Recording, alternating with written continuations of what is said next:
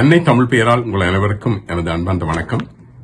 மீண்டும் ஒரு வேறுபட்ட நிகழ்ச்சியிலே உங்களை சந்திப்பதில் மகிழ்ச்சி. அதாவது அக்டோபர் மாதம் 12ஆம் 13ஆம் தேதிகளிலே பாரிஸ் நகரில் 5வது ஐரோப்பிய தமிழ் ஆய்வியல் மகாநாடு ஒன்று நடைபெற்றது.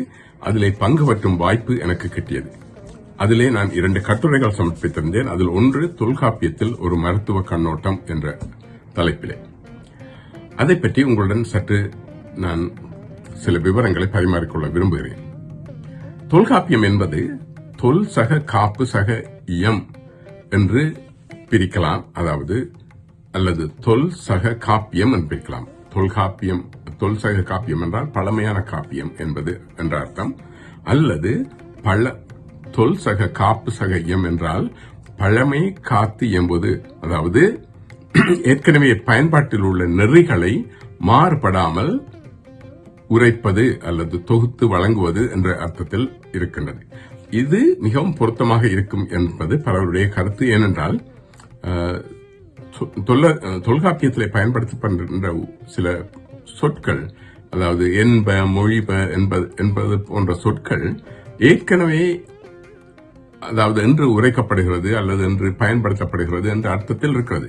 ஆகவே தொல்காப்பியர் இவற்றை தொகுத்து வழங்குவதற்கு முன்பே இந்த தமிழ் இலக்கணங்கள் பயன்பாட்டில் இருந்திருக்கின்றன. எழுத்து வடிவில் இல்லாவிட்டாலும் கூட பேச்சு வழக்கிலே பயன்படுத்துகின்றன என்பதை பல அறிஞர்களும் கூறியிருக்கின்றார்கள்.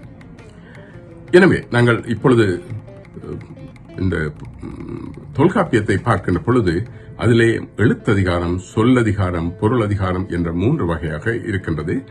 இதிலே எழுத்ததிகாரம், சொல்லதிகாரம் என்பன எழுத்துக்கள், சொற்கள் தமிழிலே எவ்வாறு இணைக்கப்பட வேண்டும், உருவுகள், இணைச்சொற்கள் போன்றவை பற்றிய விவரங்கள் கூறப்படுகின்றது.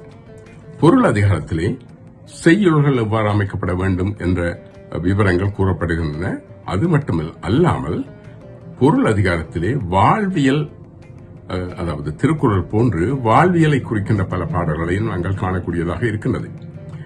அவ்வதிகாரத்திலே அகத்திணையியல், புறத்திணையியல், களவியல், கற்பியல், பொருளியல், மெய்ப்பாட்டியல், உவமமியல், செய்யுளியல், மரபியல் என 9 வகைகள் காணப்படுகின்றன. அதிலே 6வதாக உள்ள மெய்ப்பாட்டியல் என்பது அக ஒழுக்கத்திலும் புற ஒழுக்கத்திலும் புலப்படும் மெய்ப்பாடுகளை கூறி நிற்கின்றது. உள்ளத்து உணர்வுகள் உடலிலே வெளிப்படுவது மெய்ப்பாடு எனப்படும். இந்த மெய்ப்பாடுகள் தோன்றும் இடங்கள் 4ஆகவும் அந்த மெய்ப்பாடுகளை நகை, அதாவது புன்னகை, அழுகை, இளிவரல், மருட்கை, அச்சம், பெருமிதம், வெகுளி, உவகை என 8ஆகவும் பிரித்திருக்கிறார்கள். இதையே அந்த தொல்காப்பியத்திலே நகையே அழுகை, இளிவரல், மருட்கை, அச்சம், பெருமிதம், வெகுளி, உவகை என்று அப்பால் 8 மெய்ப்பாடு என்ப என்று கூறப்பட்டிருக்கிறது. இந்த மெய்ச்சுவைகளிலே 2 வகை. ஒன்று பசி, தாகம், பால் உணர்வு, உறக்கம், விழிப்பு போன்றவை அகத்தெழுச்சி உணர்வுகள், அதாவது ஃபீலிங்ஸ் ஆஃப் இன்டர்னல் ஸ்டிமுலேஷன் எனப்படும். அதாவது பசி, தாகம், பால் உணர்வு, உறக்கம், விழிப்பு என்பன உள்ளுணர்வால் ஏற்படுகின்ற அகத்தெழுச்சி உணர்வுகள். சுவை, ஒளி, ஊறு, அதாவது தொடுகை, ஓசை, மனம் என்ற 5 உணர்வுகளும் ஃபீலிங்ஸ் ஆஃப் எக்ஸ்டர்னல் ஸ்டிமுலேஷன், அதாவது புறத்தாக்க உணர்வுகள். இவை சுவை, ஒளி, தொடுகை, ஓசை, மனம். இதைத்தான் வள்ளுவரும் சுவை, ஒளி, ஊரோசை, நாற்றமென்ற 5 வகைதறிவான் கட்டே உலகு என்று கூறியிருக்கிறார்.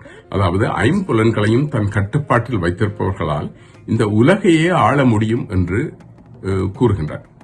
நாங்கள் சில நோய்களை எடுத்து பார்த்தால் பார்சவாதம் அல்லது ஸ்ட்ரோக், சலரோகம், டயபிட்டிஸ், மேக நோய் அல்லது செக்ஷுவலி டிரான்ஸ்மிட்டட் இன்ஃபெக்ஷன்ஸ், நரம்பு தளர்ச்சி, நியூரோபதி போன்ற பல நோய்கள் எமது 5 பாதிக்கக்கூடியன. அது மட்டுமல்லாமல் 5 அடக்கம் என்பது இந்த நோய்களை கட்டுப்படுத்தும் மருத்துவத்தில் முக்கிய பங்கு வகிக்கின்றது.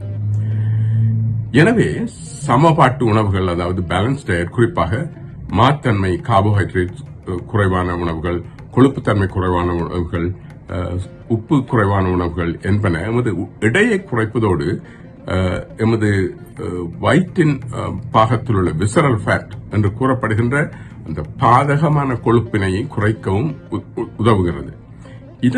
இதன் மூலம் எமது மாரடைப்பு அல்லது உயர் ரத்த அழுத்தம் அல்லது பாரசவாதம், பக்கவாதம் போன்றவை ஏற்படுவதிலிருந்து நம்மை பாதுகாக்கவும் உதவுகின்றது. உண்டி சுருங்குதல் பெண்டிற்கழகு என்ற ஒரு பழைய பழமொழி ஒன்று இருக்கிறது. அது பெண்களுக்கு மட்டுமல்ல, ஆண்களுக்கு அது அழகும், அது மட்டுமல்ல எல்லோருக்கும் ஆரோக்கியமானதும் கூட. எனவே நாங்கள் இவற்றின் மேலதிக விவரங்களை அடுத்த முறை பார்ப்போம். இப்பொழுது உங்களிடமிருந்து நன்றி கூறி விடைபெறுகிறேன். வணக்கம்.